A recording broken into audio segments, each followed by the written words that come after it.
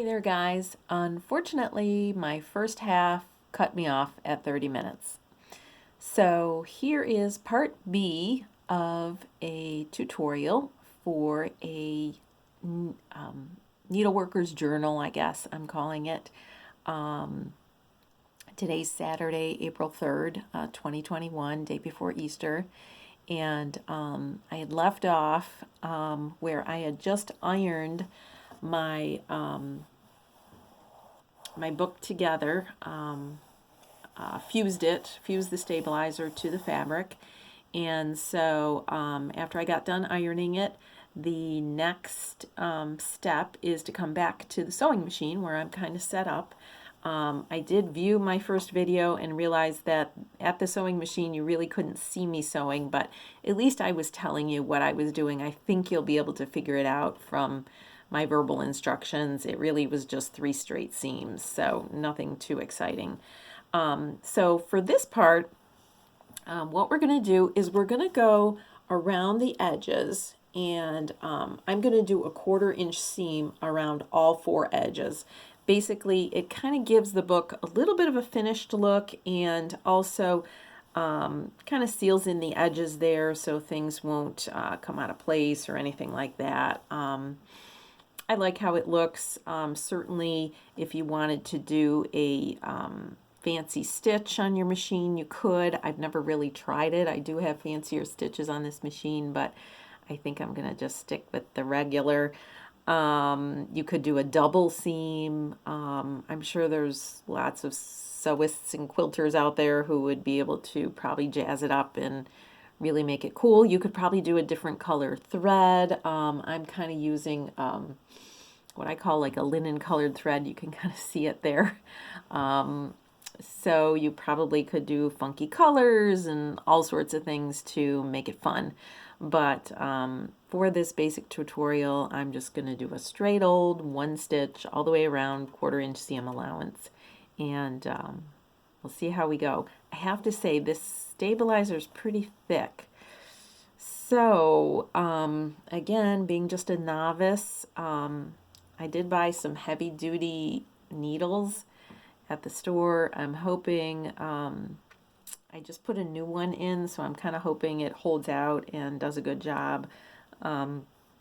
Again, people with more experience out there might know what exact kind of needle, but I went to the store and just bought general universal heavy duty needles. So you might not want to use your regular one that comes with your machine because maybe it would break. I'm not sure, but because this stabilizer is pretty, you can almost hear it. It's kind of thick. So okay, so here we go. I'm gonna get it set up here on my machine the best I can, and put down the presser foot, and off we go.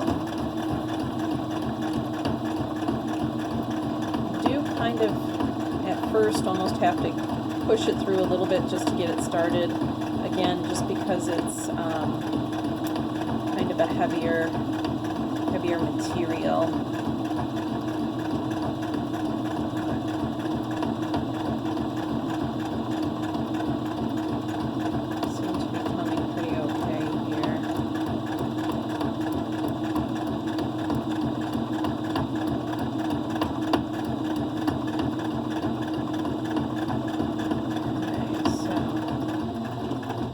Come to the end again, I'm going to slow it down and kind of test it out. I think I'm going to go one more until we come to the edge.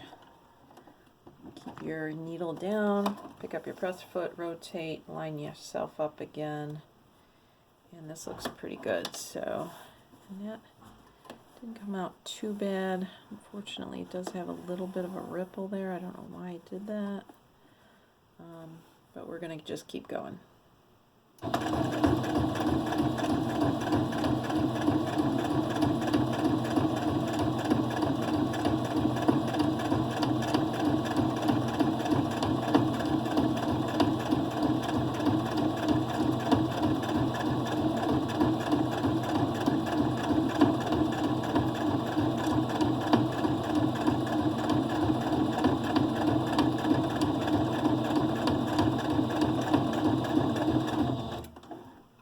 Okay, we're at the end again. Needle down, rotate, and that side came out real nice, so here we go.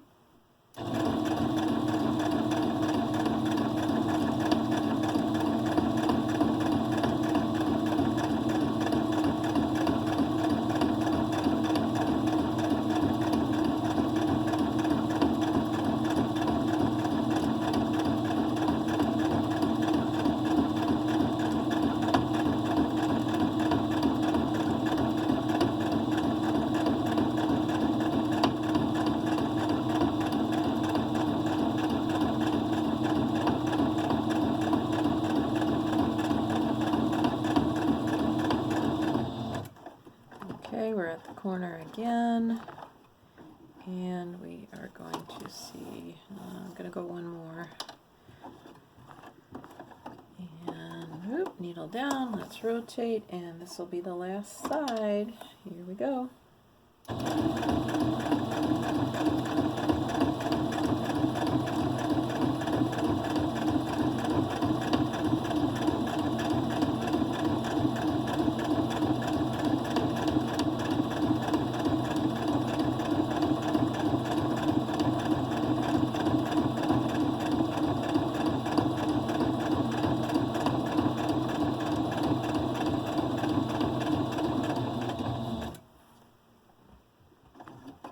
And we're coming to the corner, and I'm just going to kind of make the corner meet here.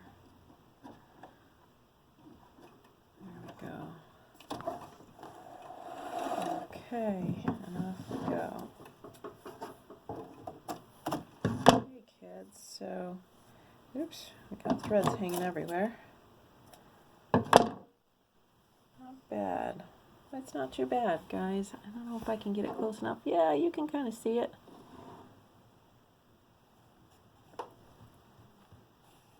There we go. See what we're talking? Not too bad. Not too bad. Goes all the way around. So there we go. All right. So now we are actually done with the machine for right now. And I'm going to take you back over here. Try not to make you dizzy if I can. And I'm going to try to get you set up over at the table again here and see if we can.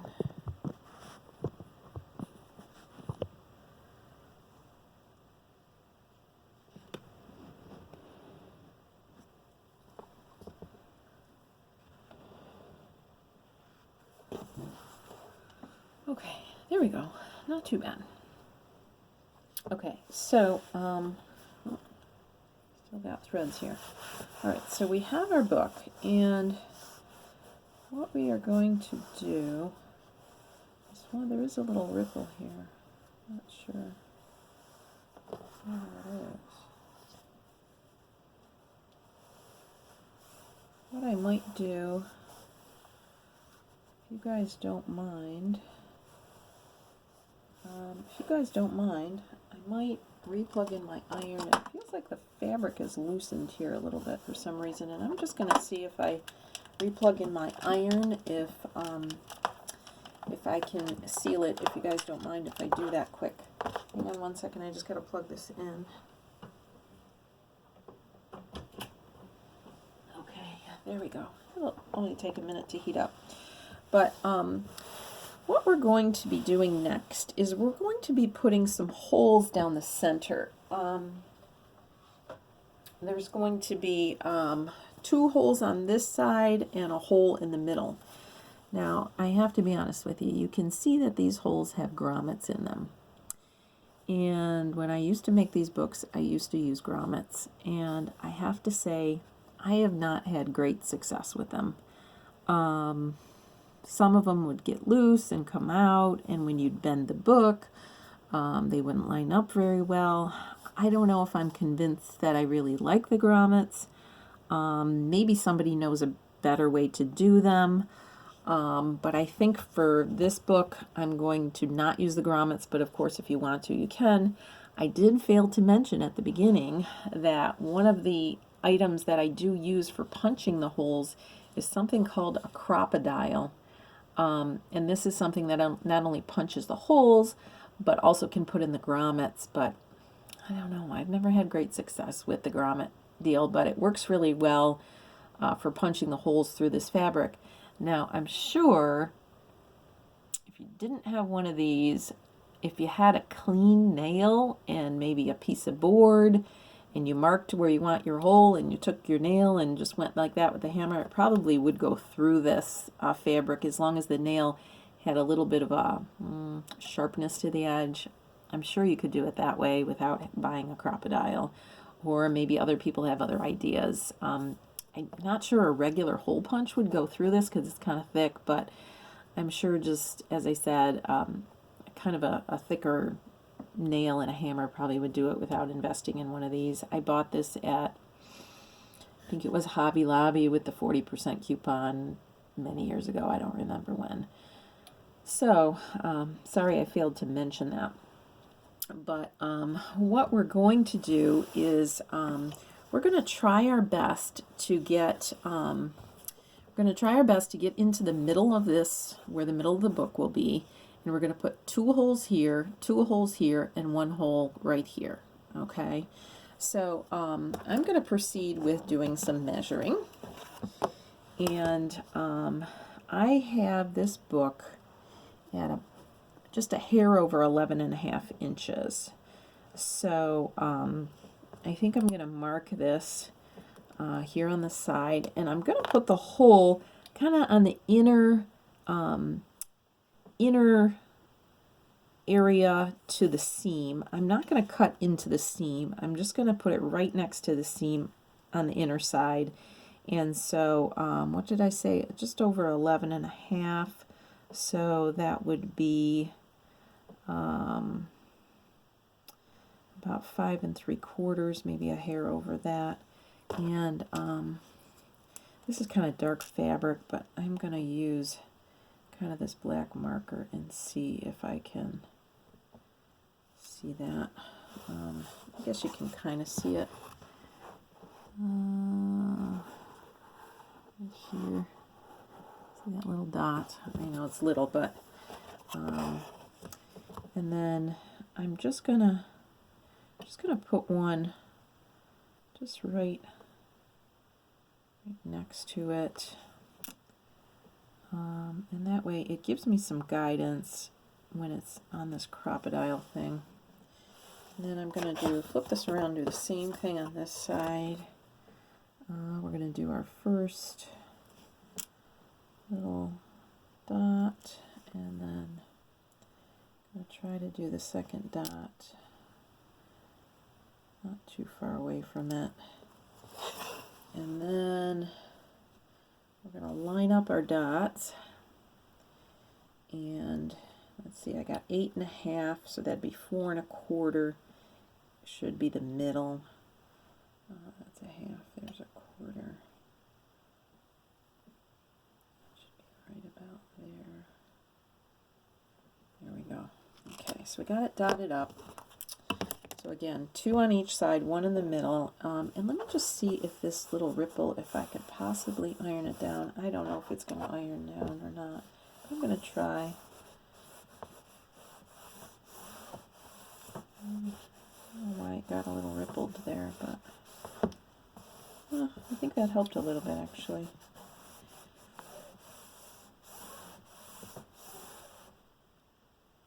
Just pushing it down. Yeah, actually, I'm going to smooth that right out there. Oh, there you go. I guess this gluey stuff, sometimes it doesn't glue good. Maybe that was the issue. But there we go. We got it glued down. Maybe a little bit better than what we had previously. You know, it's hard when you got a fold going on there. But I think it looks a little bit better, actually. Yeah, looks a little bit better. I don't see the ripple anymore. Okay, so next is to use this CropaDile. So there's a couple settings on the CropaDile. One is oh gosh, I think that says 3/16, 1/8, and then the one on the very end is to do the grommet. Okay, So we're going to move this back. Sometimes you're going to, there we go. We're going to move it back to the 3/16. That's kind of the bigger hole.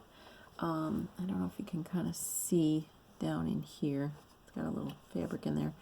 But there's the hole, this bigger hole, and then there's a smaller hole, and then this is where the grommets go. But we're just going to do the holes. So let's see if I can move over here. So I'm going to try to find that black again, and I'm going to try to bring this down over the black. I'm having a hard time seeing it. I think I got it pretty good. You know what I'm going to do? Oh, let me see here. What did I do with that? Let me try to do it without. I was going to try to bring over my little light I use for stitching to get a little better light on this, but I think I'll be okay. There's one hole, and then we're just going to move over and we're going to do the other hole. Oh, it's not too bad. And we're going to try to find the middle hole. Now, where did that go? Oh, yep, I think I see it there. Keep my eye on it, right? There we go, yep. Yeah, we're getting this. And now we're going to flip this over.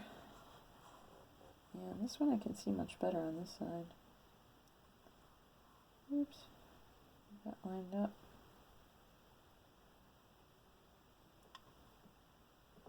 There we go, and then we'll do one a little ways over. Get that lined up as I can. There we go. So, okay. Now on this side, we have some, wouldn't they call them hanging chads? Remember that? Hanging chads. That's what we have on this side. So we are going to just kind of clip them off here with a pair of scissors.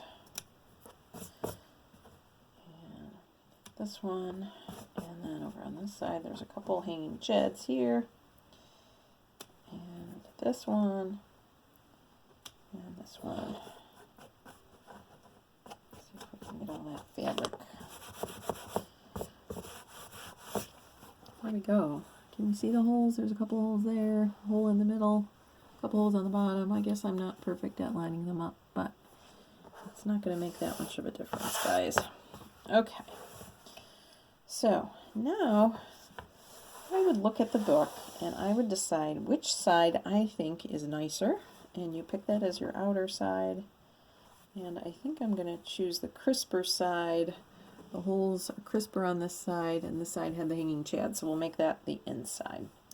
All right, so what we're going to do is we're going to go to our elastic, and we're going to need 2 pieces. First one I'm going to have you do at about 20 inches. I'm just measuring here on my quilter's mat, I guess they would call it. And what we're going to do is we're going to go through the top hole. Got it? Going through the top hole, and we're going to go through the very bottom hole. And I think I did that wrong. Sorry, guys.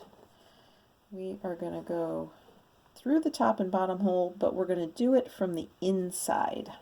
I had done it from the outside, so sorry about that. We are going to go through the top and bottom hole, but we are doing it from the inside. The part we decided was the inside. So top and bottom hole. Then on the outside, you're going to weave that into the hole above. Okay? So here I'm doing it on the, kind of doing it at the bottom. Doesn't want to go in for some reason. There we go. And now you're going to do the same on the top. You're going to weave it back into that other hole. Okay, and now we're going to flip it. And you see what we have? We have 2 loose ends here. And what you're going to do is you're going to take, see if I can go this way. You're going to take these loose ends. You're going to kind of line them up. And you're going to pull. you're going to pull. See how I'm pulling this a little bit? Because this is elastic. You want it to, you don't want it to totally snug it up, but you do want to be a little bit taut. And you're just going to wrap it around your finger, and you're going to make, or maybe 2 fingers would be better, and you're going to make a knot. Now this is always adjustable if we need to. So there we are. Hey, that's pretty good. That's pretty good. So there we are. It's flat, but it's kind of a little bit firm. Okay, a little bit firm. It's not super loose or anything like that. And so kind of pull it, you know, pull it a little tight. And just take some scissors. And I would cut it, I don't know what length that is. I don't know, 1/4 inch, 1/8 inch, something like that. I'll show you close up in just a second if I can get it cut. I probably should use my other scissors. Okay, so I'll show you close up. Do you see? I don't know, a little bit there. Okay, that's going to be on the inside. Okay, and what you're going to be left with is these two bands, okay? And when we make our books, there's going to be one on one band and one on the other band, so you can actually put 2 books in here. But you still have another hole there in the middle. So you are going to take another piece of elastic. This one I'm going to have you do, I don't think it needs to be quite as long. Just trying to see. It's going to go around twice. Let's do this second one. I'm going to say 15. So the first one was 20. Second one we're going to do 15. Okay. And did I not bring it over here? What I was going to do is I was going to put a little charm on this. Hang on one second. What did I do with the charm? Oh, goodness gracious me.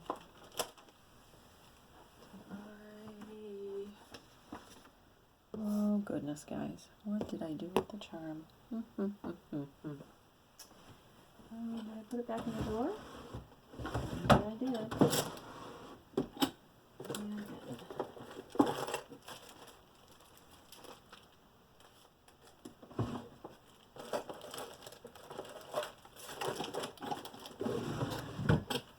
Alright, I must have put it back in the drawer. Sorry about that, about not being prepared. I'm going to use this bigger scissor charm. This is from Hildy and Joe. I think I got these, I think these were Joann's, but you can get them at Hobby Lobby. I don't shop too much at Michael's. You might be able to get this kind of stuff. It's in the jewelry making section. But I'm going to use the bigger one. So let's kind of get this off. Of course, they have this. I tell my kids they have things packaged like it's the Brinks or something, you know. It's all taped up. And then you got to do the wire section. So let's get this done. And there we go. And that should pull off pretty okay. There we go. Okay. So there we are. So there's our cool scissor charm. And so what we're going to do is we are going to, I'm going to weave it in and out like this so that it kind of lays flat. So I kind of just wove it in and out. And then you're going to bring your 2 ends together like this.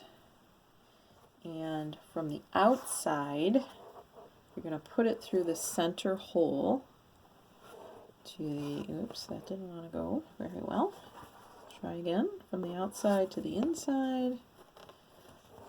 Okay, and so we want to make a knot, I don't know, maybe about 1 inch from the end-ish. This might have to be adjusted. You want this to be kind of a bulky knot because you don't want it to pull through the hole. And so what we're going to do now is we're going to bend our book. Try to get it somewhat even there. And I still have threads hanging off. Whoop. And then you're going to bring this around this way. Oops. Around this way. There we go. we go. And so we have a cute little scissor charm on there. That looks adorable on the front. Now, of course, this band, you could load it up with charms. You could do multiple charms, you could do beads, you could do a million different things, all sorts of kind of stuff. In addition, you know, if you wanted to mount a piece of stitchery here or here, you know, you could do lots of different items to kind of jazz this thing up a little bit. So, you know, use your imagination. Use your imagination. You know, I have to say, I've been watching these Tim Holtz videos, and they're showing how to use lots of his inks and paints and stains. The paints, they said you can paint fabric with. You know, you could do some kind of painting on here if you were that creative. So, again, if you did this kind of project with you know, a daughter or granddaughter, you know, kind of a preteen, teen, they would probably love it, and they would probably jazz it right up and make it their own. So I think it's an awesome project. So this is going to be the end of the making of the cover of the book. So I'm sorry I had to do it in 2 parts, but my phone is only doing 30 minutes, and I'm coming up on that again. But at least we've got the cover done. The next video will be showing you how to make the paper inserts, which are a load of fun also. Stay tuned for part 3 of the Easter tutorial fabric needlework books. Okay, guys? See you soon. Bye.